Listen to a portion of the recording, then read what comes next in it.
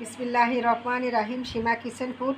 আমি আজকে আপনাদের কাছে একটা রেসিপি নিয়ে আসি। এই যে পাউরুটি দিয়ে আমি একটা নাস্তা তৈরি করব, সঙ্গে দিব আমি দুধ। আপনারা আমার ফুল ভিডিওটা দেখুন।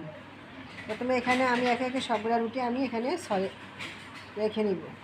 ঠিক প্রথমে আমি এভাবে রুটিটা আমি এখানে কেটে ফেলবো আর কি, সার্কুলারটা করে আমি রুটিটা কাটবো। এই দেখুন একে একে আমি সবগুলো রুটি আমি এভাবে আমি পিস করে ফেলছি আর কি।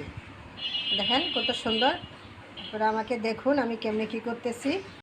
তাই এখানে আমি হাফ কেজি পরিমাণে এই যে মিল্ক দুধ নিয়েছি। আপনারা চাইলে গরুর দুধ নিতে পারেন। আর নিয়েছি আমি 1 প্যাকেট গুঁড়া দুধ।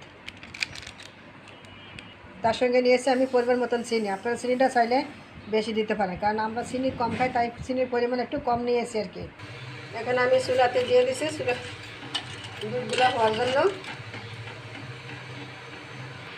এই দেখুন আমার দুধটা, এই যে একটু পরে আমি দুধটা আমার হয়ে যাবে, আমি তুলে ফেলবো।